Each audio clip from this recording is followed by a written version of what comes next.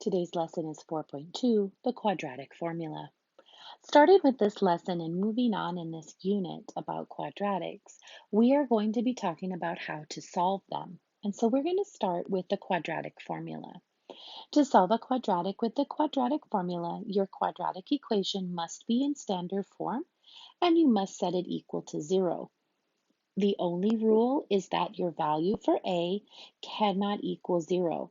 Remember, if the value of a is equal to the number 0, since we are multiplying it times the x squared value, it would make this whole term disappear, which would mean we no longer have a quadratic function. Here is the quadratic formula, and notice that all we're going to do is we're going to come in here. Oh, I put the wrong color for a. Hold on.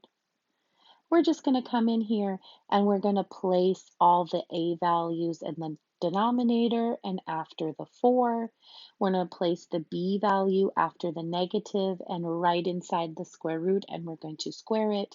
And then our c value is going to go right here. It does contain two answers. Notice that there is a plus and a minus, so we are going to go ahead and split to get our two answers. Once we're done with this, we can kind of roughly sketch what the graph would look like, but this is more for solving purposes to get those intercepts, those zeros, those roots, those solutions. So let's go ahead and start with our example 1 and 2, where we have two solutions. So here is our equation. You just want to simply make sure that it is in standard form and that it is equal to 0. If it is not, then we will have to move it to be so. Let's go ahead and let's identify what A is, what B is, and what C is. So a very easy way to do this is with our color so that we can go ax squared plus b, plus by plus c. So what I've noticed here is that c is -8, that b is -2, and that a is 1. Now I can go ahead and I can use the formula up above to substitute in my values. What I like to do with the quadratic formula is I like to make what I call a skeleton. So that involves the square roots, and make anytime I see a variable, a letter, I put a parentheses. The numbers and any of the symbols like plus or minus or squared, they go in as the symbol. So what you're noticing is that I start with a negative and then that pink B becomes a parentheses. I have my plus and minus. I have my square root. The pink B becomes a parenthesis, and I have it the squared. I have the minus. I have the number 4, and I have my parentheses for A and C. And then I have my division bar. And then in the denominator in the bottom, I have my 2 and I have my parenthesis for my A. Let's go ahead and start substituting. It doesn't matter. I'm going to substitute in my 1s. I know they go here and here because that's where my A goes. This is the power of the color. It's going to allow me to do the problem faster because I'm just matching color. Let me grab my B's. Oh, I did the B's up here in the wrong color. There we go. Oh, there we go. I'm going to put in the wrong number. -2 and -2. And then I can come in with my C value, -8. There we go. Now, if I trust myself, I can put this all into my calculator at once. But what I would suggest is that you just decide here at the beginning, is this +2 or -2? If there are two negatives, it is going to be turn positive. And if there are not two negatives, if there's only one, if there's only one, it's going to stay negative. There we go. On the bottom, 2 times 1 is 2. And then what I'm going to do is I'm going to do this part right here only in my calculator at first. This part is called the discriminant. It does tell you some stuff about the graph, and we'll get into that later.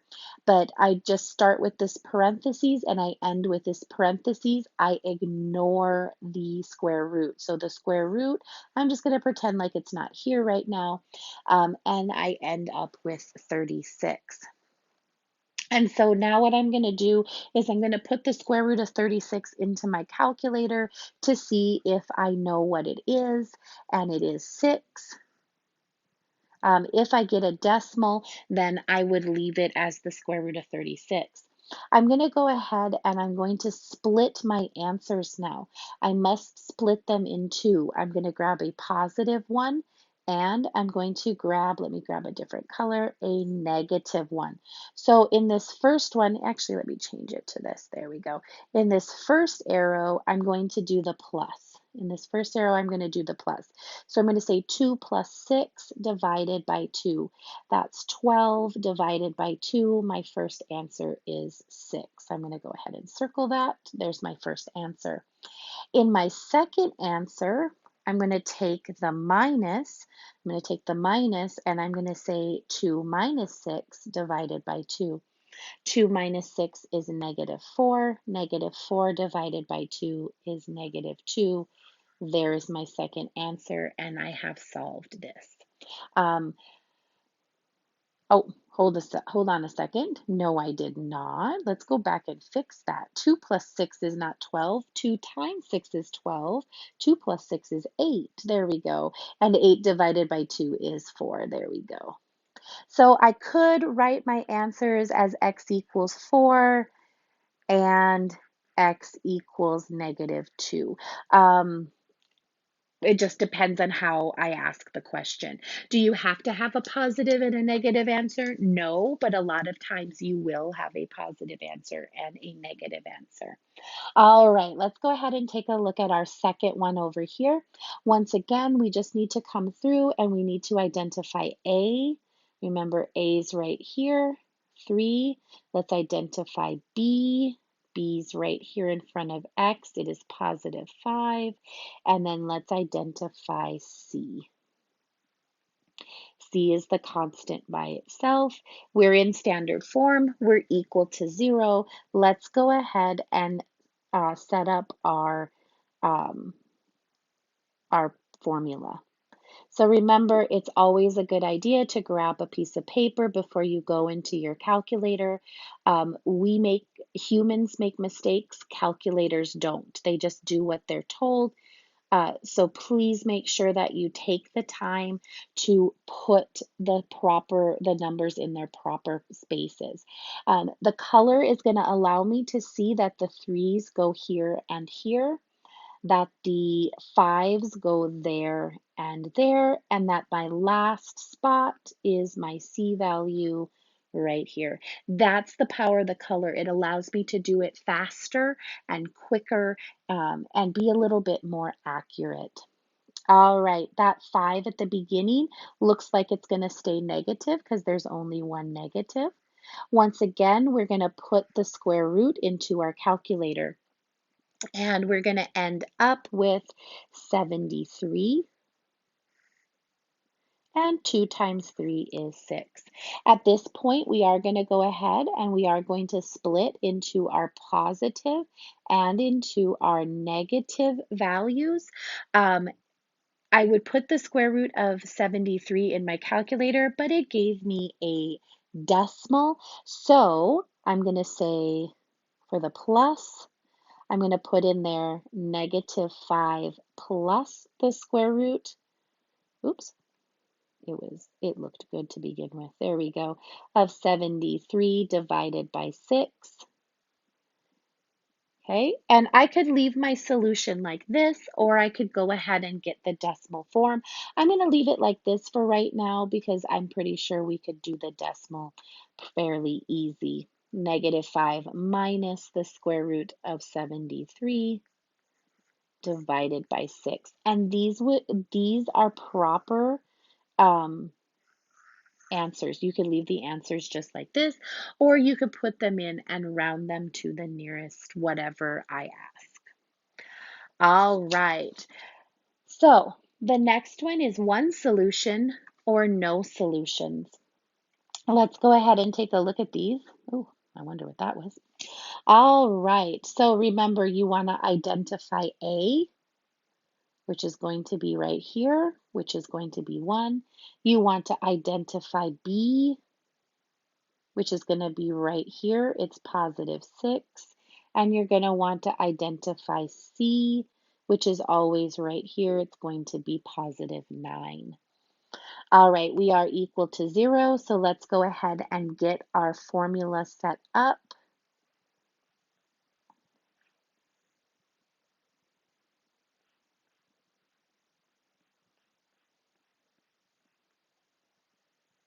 I hope you came to class because there's a song that I sing in my head that helps me remember where everything goes.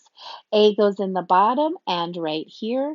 B goes right here and right here. And the last one is, of course, C right there. Remember, I'm using this. I'm just using this guy right here to help me out. All right, so it looks like that 6 is going to go ahead and stay negative for us.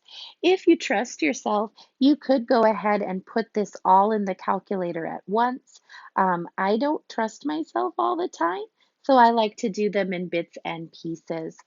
When I put in the discriminant, which is this part right here underneath the square root, I get 0. I'm going to put a slash through that so that I know it's 0 and not O.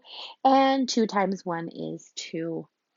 All right, we're going to go ahead. Oops, there we go. We're going to go ahead and split them. The square root of 0 is, of course, 0. And of course, the square root of 0 is 0. We're going to split it into the minus. All right, so I've got negative 6 plus 0 divided by 2. That is negative 6 divided by 2, negative 3. And here I have negative 6 minus 0 divided by 2, which is negative 6 divided by 2, which is negative 3. Notice I do not have two answers. They are the same. So I have one answer, x equals negative 3. This is my only answer for this one because of that 0. All right, let's go ahead and take a look at this last one. Remember, you just want to identify your A, your B, and your C. So A is always in front of the x squared. B is always in front of the x term. It's going to be negative 3 this time. And C is always the constant that's by itself. There we go. We are already in standard form and we are set equal to 0. So let's go ahead and get ready for our substitution. Oh, very nice.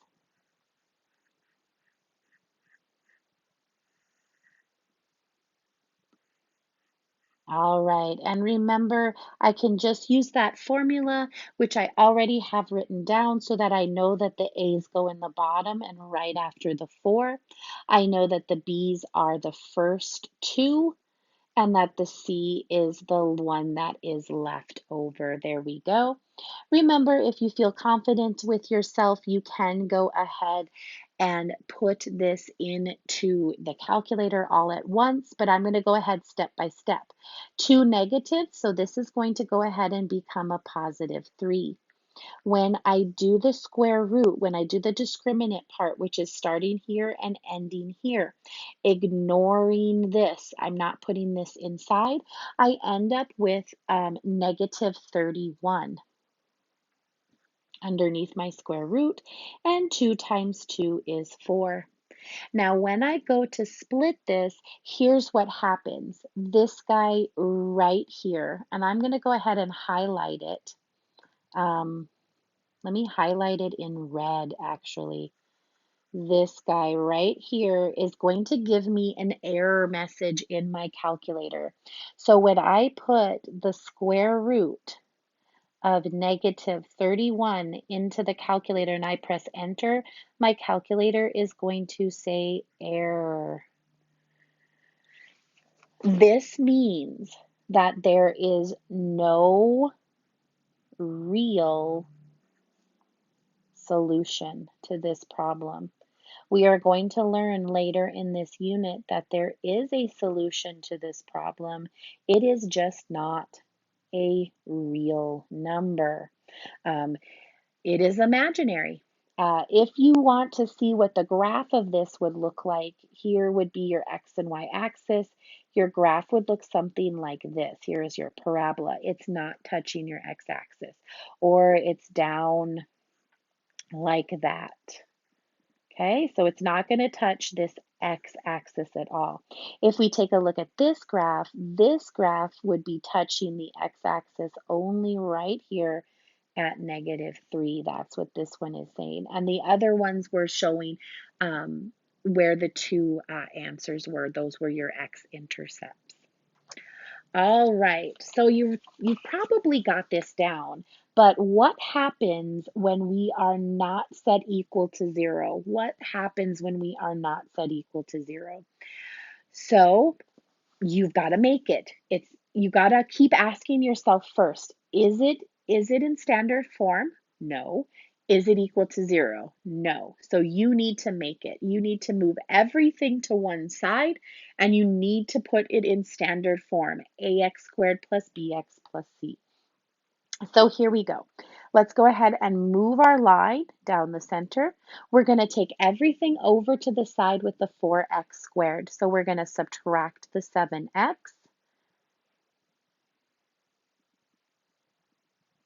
Can I actually subtract the 4 minus the 7? No, because the 4 is in front of the x squared and the 7 is in front of the x. Those are like oranges and cuties. Yes, they're kind of similar, but they're not exactly the same. If I wanted a cutie, I want to tell you, go get me a cutie. If I want an orange, I want to say, go get me an orange. Would I be happy with one or the other? Maybe. But if I want something very specific, I need to specifically ask for it. I know that the squared one needs to come first, so there we go. And then we're going to go ahead and move the 2. Once again, the 2 has no x, so I cannot take it away from either the 4 or the 7. There we go. And now we're equal to 0, and I can go ahead and I can use my formula. I can say that A is equal to 4 because it's right there. I can say B is equal to -7 because it's right there. And that C is equal to -2 right there. All right, and now I can go ahead and get ready to solve by using my quadratic equation, setting up my skeleton formula. Remember, once again, we as human beings make mistakes, calculators do not. And the easiest way for me not to make a mistake is to go ahead and do the substitution here and then go into my calculator. Remember, I'm using that formula at the beginning of the foldable to help me. The color is what gets it in there so fast. Let's go ahead and take a look at that 7. There's double negatives with this first 7 after the equal sign, so it's going to change to +7. My discriminant underneath is going to be 81. And 2 times 4 on the bottom is 8. When I check the square root of 81, I do get 9. So I have 7 plus or minus 9 divided by 8. And now I can go ahead and I can split my 2, my positive answer. 7 plus 9 divided by 2. This is my plus answer. Which is 16 divided by 2, which is, oh, why did it become 2, y'all? Oh, no. How about 8? There we go. I'm so used to it being 2 on the bottom. that I keep thinking it's 2. And then my negative one, let's do the subtraction one. So I've got 7 minus 9 divided by 8. Let's divide by the right number this time. 7 minus 9 is negative 2. Negative 2 divided by 8 would simplify to the fraction negative 1 over 4. Or you can use the decimal. Well, let's see what that does. Or you can use the decimal negative 0 0.5 or 2.5. 0.25. There we go. All right, and this last one, this is what your exit ticket is. So I'm going to help you out just a little bit here on the video, hopefully getting you a little bit closer to that exit ticket. Is it in standard form? Almost. Is it equal to 0? No, no, it's not. So let's go ahead and let's move the x. Can I take the x away from the 5x squared? No, I cannot. Now this looks a lot like standard form right here, but the problem is there's still that 6 on the other side. So I do have to subtract the 6. Can I take it away from the 4? Yes, yes, I can. Yes, I can. They are like terms, which gives me negative 2.